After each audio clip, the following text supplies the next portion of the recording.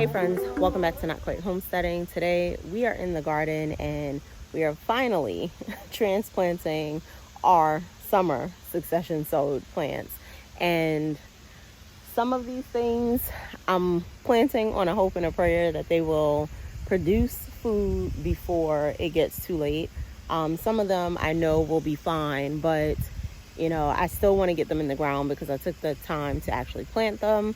And with that, we are going to be testing out a new to me planting method, and that is the square foot gardening method. So I wanted to bring you guys along on that journey, and I appreciate you for stopping by another video. If this is your first time here, my name is Ebony. I'm gardening in coastal South Carolina, Zone 8B, and it is just about to be middle of September for us. We are still experiencing summer temperatures. Obviously, summer is not over technically, but a lot of places have started to cool down quite a bit. It is cooler than it has been for us, but we are still experiencing very high 80-degree days with real feels of 90, 99, some days 100, and we are due to have temperatures in the 80s through the middle of October as of right now. So I want to go ahead and get these things in the ground. You guys can see I have a number of plants here that I have seed started. Some of them have been pretty much started for about 4 to 6 weeks now. Some are well past the time for when they should have been transplanted. So I want to go ahead and take care of that. These little seedlings right here, once I have some of these up potted that are in the solo cups, I will go ahead and up pot what I need to from these, and hopefully that'll get those on their way as well so we can get them in the ground as soon as possible. The tool I'm using is the Square Foot Gardening seeding tool. This I just recently purchased, and I want to give a go to Square Foot Gardening. I think under normal circumstances, I do make pretty good use of the bed space that I have. I have not followed this method up until this point, but I seem to have figured out how to get the most out of the beds in many cases without overcrowding. I have had my fair share of experience with overcrowding and the pain that brings, but I want to try square foot gardening so I can see how it differs from what I have been doing up to this point, and to see if it yields the results that I'm looking for. I see these bugs over here and I'm like, what the heck is that? I have no idea what these little bugs are, but I do not like these bugs. I hate them probably as much as I hate the leaf-footed bugs. And these are like little black bugs. They kind of flutter around. They fly into you all crazy. I don't know if you guys can actually see them in the camera. It's flying around. But they are mating right now, and when they fly they kind of resemble lightning bugs. So that's where we are with that. But I don't like them because they just like randomly land on you, or they like fly right into your face. So to start, I'm going to be fertilizing this bed. I've already filled it in with plenty of compost, and typically what I do is I will use 1 bag of compost. In this particular bed this go round, I did do 2. I am going to be having a lot of heavy feeding plants here, and I'm trying to see if doing the composting once and putting double the amount will do a little bit better than trying to dress the bed midway through with the compost, because typically when I do that I have to add additional layers of soil to cover the compost, because I think at the point that the plants at the point that I would be side dressing, the plants are just too big for me to kind of be scraping through the bed. And especially with the square foot gardening method, there's not going to be a lot of extra space to do so. So I'm adding in my all-purpose fertilizer. I'm adding in some blood meal.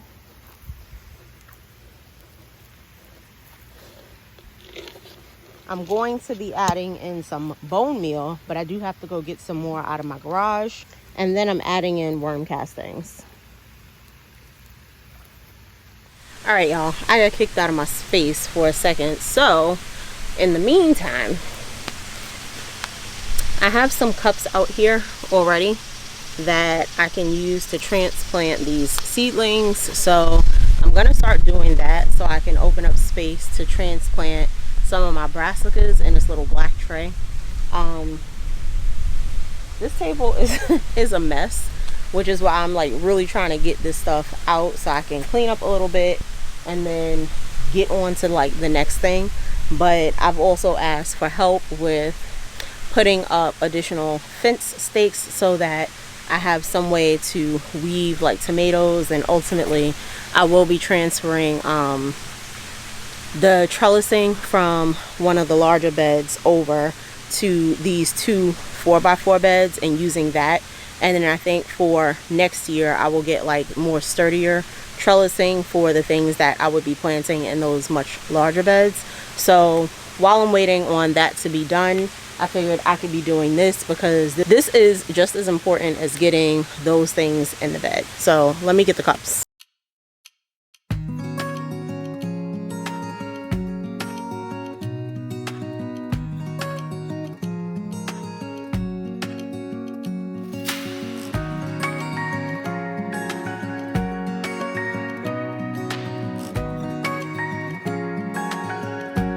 I'm definitely starting with my lettuce because I have been dying to have my own lettuce here.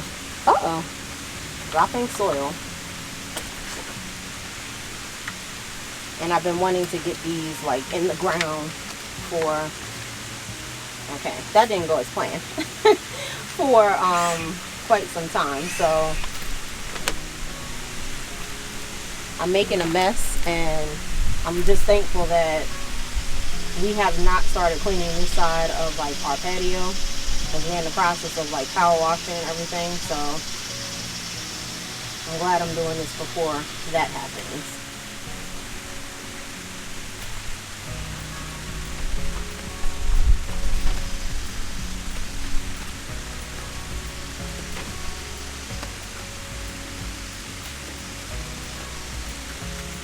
These are my Thai chili peppers.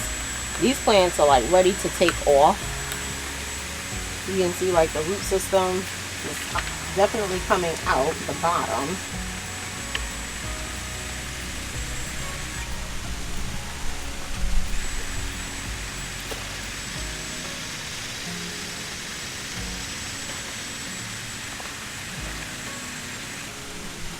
So these are my Cherokee green tomatoes. Now, I'm really holding out hope on this, y'all, because these are heirloom tomatoes and they do need heat in order to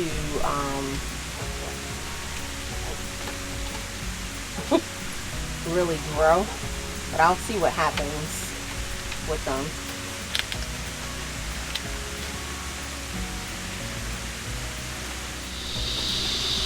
Alright, y'all, it is starting to get dark, but I've pretty much gotten like most of this seed tray up potted. I'm waiting on a few more cups. I'm getting holes drilled in them, but these are pretty much potted, and all I'm doing right now is filling the empty cups so that tomorrow I can go ahead and come out and start to up pot like my brassicas, so that they can get into larger pots that they can actually grow in for a little bit. I was trying to get the transplanting done tonight because we're supposed to get a heavy thunderstorm tomorrow, and that would have been like really good for the plants, but sometimes things don't always work out the way you need them to. If it is cool enough in the morning, I will come out and transplant them. That way, when the storm comes, they can get that rainwater and get a good start on transitioning into the beds. So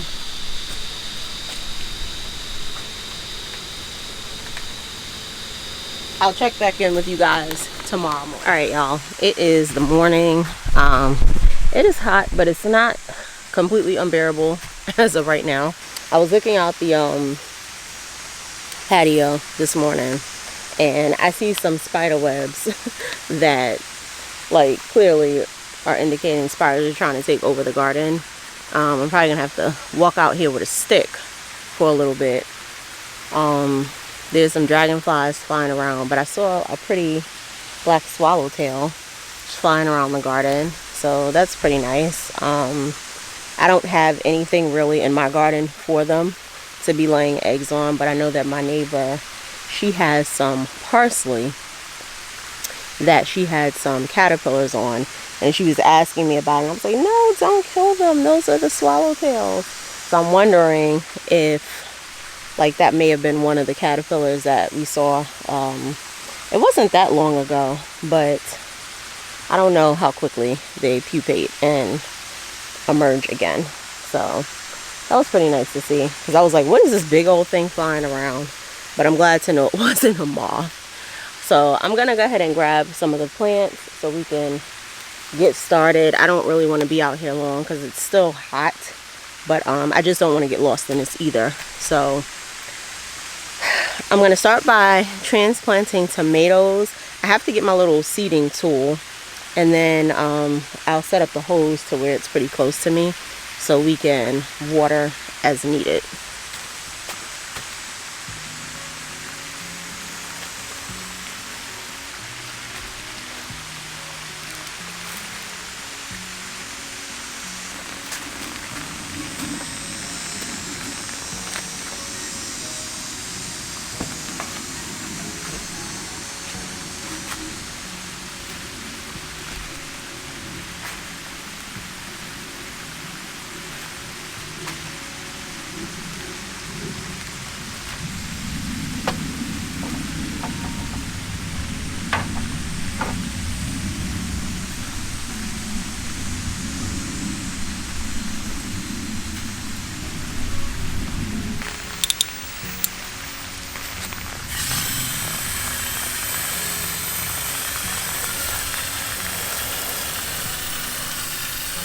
Do the bed.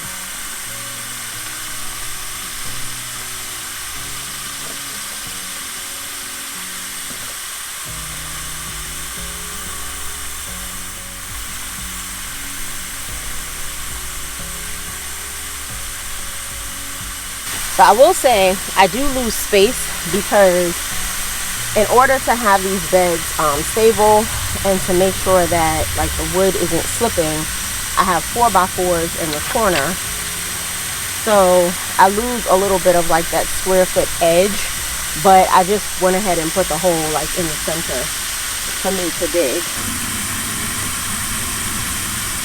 So according to this method, there is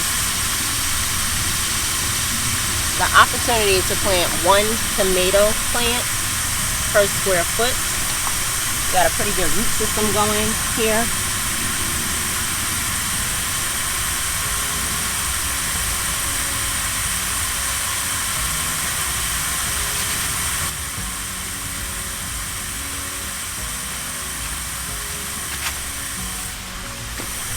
I will say I think that creates like a nice schematic for getting your hole right where you want it and getting the plant in pretty easily. I think what I actually am going to do, that was a San Marzano tomato. I want to put a cherry tomato in between. I'll do another San Marzano, and then I'll do another cherry tomato. The cherry tomatoes don't take up a ton of space. The San Marzanos do get a little bit bushy. So I want to make sure that I don't have like too many bushy tomatoes on top of one another. And then I'll go ahead and put the early gray next to the cherry tomato. Okay, so I forgot I gave one of my cherry tomatoes to my neighbor. So I have a clementine. I'll put the clementine in the corner, and I'll put the cherry tomato in between. Just gonna wet them a little bit.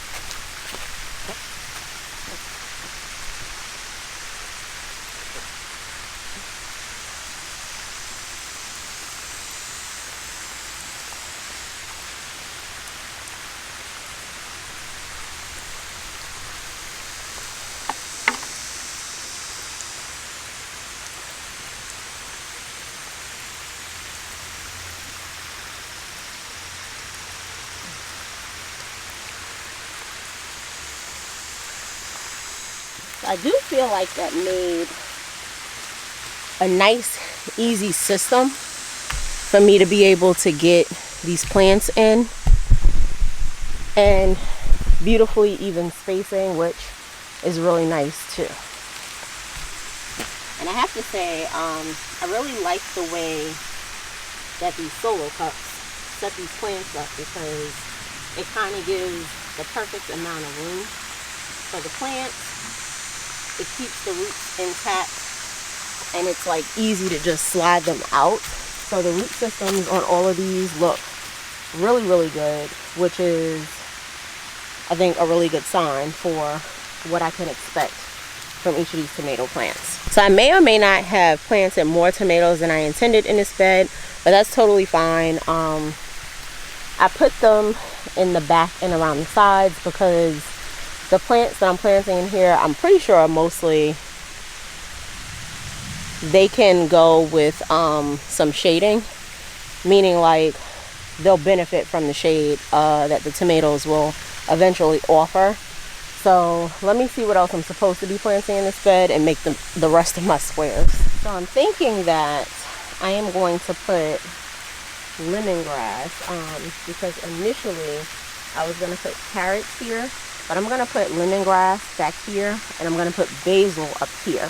There are some things that I'm waiting for that I just kind of up potted last night, so I don't think that putting them in right now will be beneficial to the plant. So I'll wait like a couple, maybe like a week or so on those things, and then some of these things are going to be direct seeds, so I need to go get my seeds in order to finish. And since I'm out here doing it, because like I can't put all this like basil that I'm about to put here, this is going to be like the red Reuben basil, I'm going to leverage some space that I have in the other bed.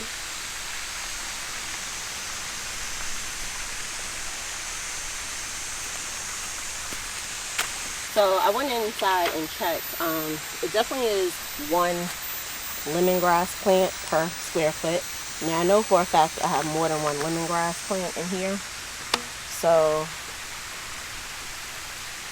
I try to be careful not to ruin some of my other plants.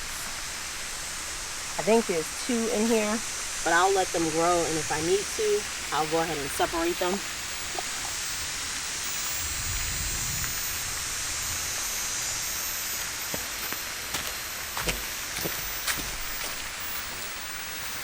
I'll separate them at a later time.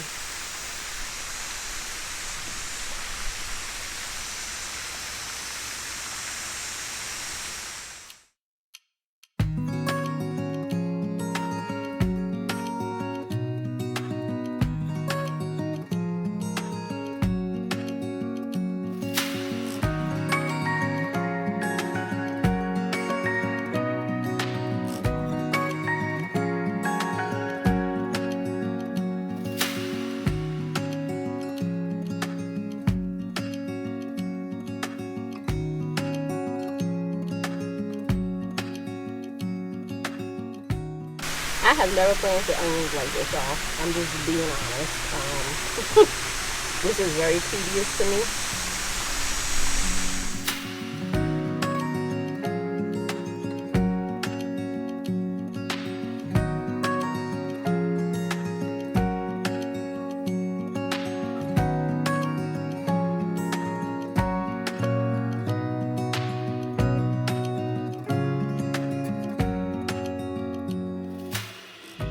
Alright friends, that's it for this week's garden vlog. I hope you guys enjoyed transforming this bed with me and testing out the square foot gardening method.